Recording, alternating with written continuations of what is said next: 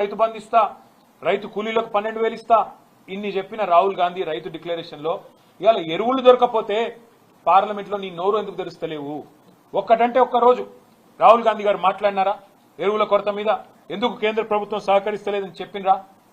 ఇది ఒక్క మాట కూడా అడగలేకపోతే కేంద్రంలో ఉండే కాంగ్రెస్ పార్టీ ప్రధాన ప్రతిపక్ష నాయకుడు గాని అట్లాగే 8 మంది ఎంపీలు గాని మీరు ఎందుకున్నారు అని ఇవాళ తెలంగాణ రైతులు అడుగుతా ఉన్నారు. 10 ఏళ్లలో లేని సమస్య, 10 ఏళ్లలో రాని సమస్య, 10 ఏళ్లలో రాని కొరత ఇవాళ సడన్ గా ఎందుకు వచ్చిందని చెప్పి మేము రాష్ట్ర ప్రభుత్వాన్ని అడుగుతా ఉన్నాం.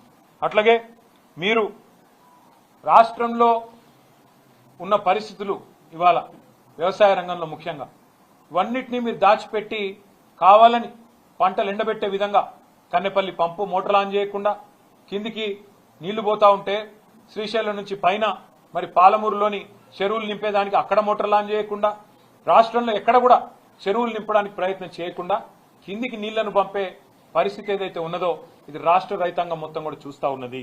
అట్లాగే ఇవాళ వాస్తవాలు ఏ మాటకా మాట మాట్లాడుకుంటే సరే కొన్ని బాకా పత్రికలు ఆయన డబ్బా కొట్టే పత్రికలు కొంతమంది బాకా ఛానల్లో ఆయన భజన చేయొచ్చు కానీ వాస్తవం ఏంటంటే ఈ ప్రభుత్వం ఇవాళ రాష్ట్రంలో రైతులు అనుకుంటున్న మాట రుణమాఫీలో ఫెయిల్ అయింది, రైతు బంధులో ఫెయిల్ అయింది, ఉచిత కరెంటులో ఫెయిల్ అయింది, అట్లాగే రైతు బీమా ప్రీమియం కూడా చెల్లించడంలో ఆఖరి కేసీఆర్ గారు తెచ్చిన ఒక అద్భుతమైన పథకం రైతు కుటుంబం రోడ్డు మీద పడద్దని చెప్పి 5 లక్షల రైతు బీమా ఏదైతే పెట్టినరో ఆ విషయంలో కూడా ఫెయిల్ అయినారు. రైతుల ఆత్మహత్యలు తిరిగి ప్రారంభమై ఇవాళ ఉధృతంగా పోతా ఉన్నాయి. ఇప్పటికే 600 మంది పైచిలకు రైతులు ఆత్మహత్యలు చేసుకున్నారు. ఆ ఆత్మహత్యల నివారణలో కూడా రేవంత్ రెడ్డి ప్రభుత్వం ఫెయిల్ అయింది. సాగునీరు అందించడంలో ఫెయిల్ అయింది, పండించిన పంట కొనుగోలులో ఫెయిల్ అయింది, బోనస్ ఇవ్వడంలో ఫెయిల్ అయింది, అట్లాగే విత్తనాల సరఫరాలో ఫెయిల్, ఈ రోజు ఎరువుల సరఫరాలో కూడా అట్టర్ ఫ్లాప్. ఇది వాస్తవం. కానీ దీనివల్ల నష్టపోతున్నది 70 లక్షల మంది రైతులు. వారి తరపున తప్పకుండా మేము కొట్లాడడానికి సిద్ధంగా ఉన్నాం. తప్పకుండా మరి క్షేత్రస్థాయి నుంచి రాష్ట్ర స్థాయి దాకా కూడా పోరాటాల్లో బీఆర్ఎస్ పార్టీ ముందుంటది. వెంటనే పోరాట కార్యాచరణను కూడా ప్రకటిస్తాం. అట్లాగే ఢిల్లీకి బస్తాలు మోసే దాని మీద ఉన్న శ్రద్ధ, ఢిల్లీకి మూటలు మోసే దాని మీద ఉన్న శ్రద్ధ ఎరువుల బస్తాలు తెప్పించే విషయంలో మాత్రం రేవంత్ రెడ్డి గారికి లేదు అనేది కూడా ఇవాళ తేలిపోయింది.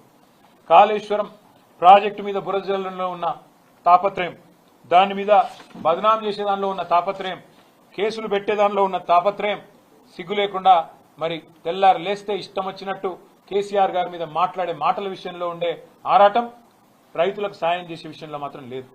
ఇంకా ఘోరం ఏంటంటే మేము ఏం మాట్లాడినా తెల్లారి ఒంటికాలతో మా మీద లేచే బీజేపీ ఇవాళ రైతులు ఇంత అవస్థల్లో ఉంటే ఒక్క మాట మాట్లాడతలేదు.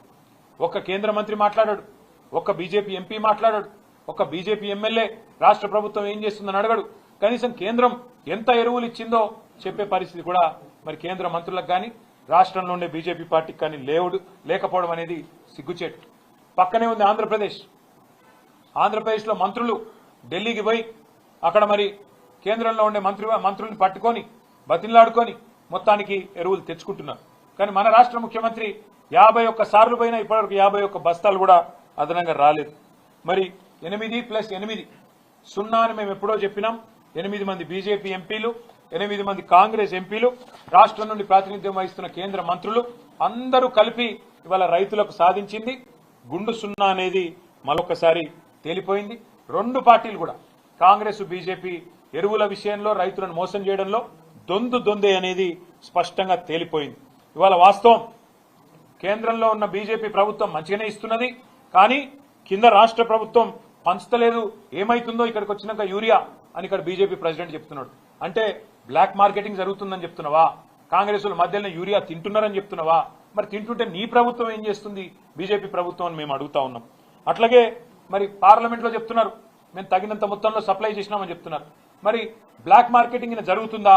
మీరు వెంటనే కేంద్ర వ్యవసాయ శాఖ అదేవిధంగా కేంద్రంలోని సంస్థలు చర్యలు తీసుకోవాలి. బ్లాక్ మార్కెటింగ్ ఎవరైనా నమ్మితే వెంటనే జోక్యం చేసుకోవాలి.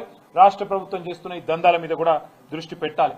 ప్రైవేట్ కంపెనీలకు లాభం లభించే విధంగా, వారికి లాభం చేకూరే విధంగా ఇవాళ కొంత కుమ్మక్కైనట్టుగా రాష్ట్ర ప్రభుత్వం వ్యవహారం చేస్తుందనేది మా అనుమానం.